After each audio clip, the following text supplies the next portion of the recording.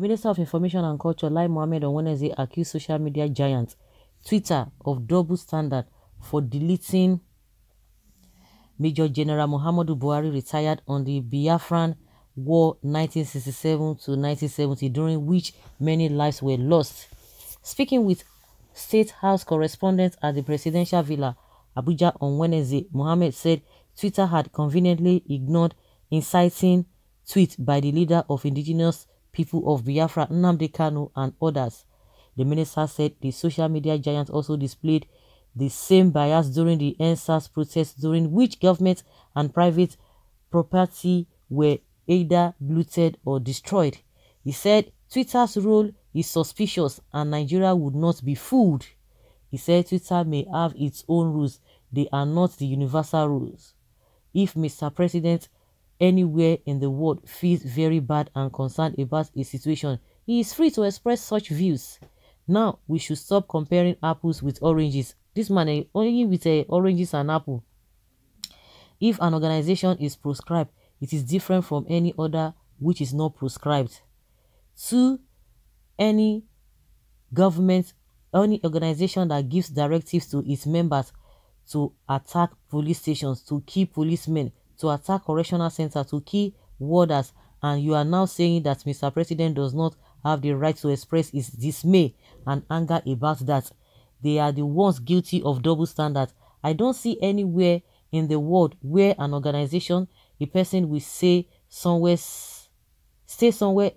outside Nigeria and will direct its members to attack the symbols of authority, the police, the military, especially when that organization has been proscribed. By whatever name, you can't justify giving orders to keep policemen or to kill anybody you do not agree with.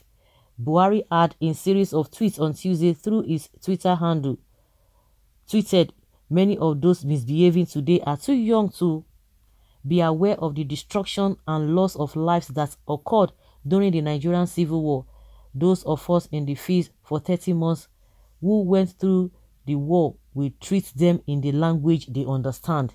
Following complaints, Twitter deleted the tweet, stating this tweet violated the Twitter rules.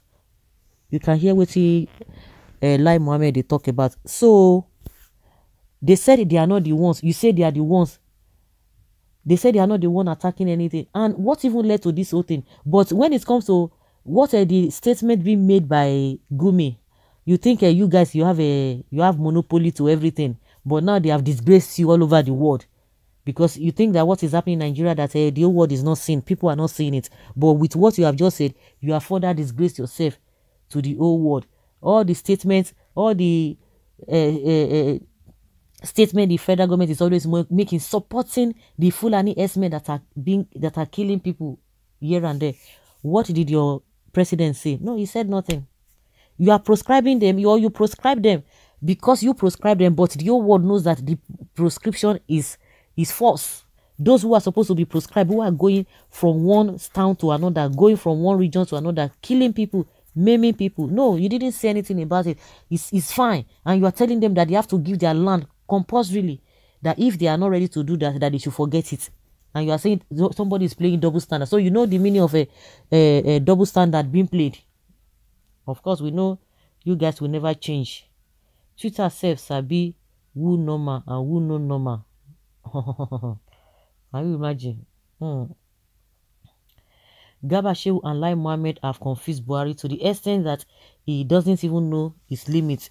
Use NTA where you make rules the way you like, not Twitter. Tomorrow they will talk about a speech.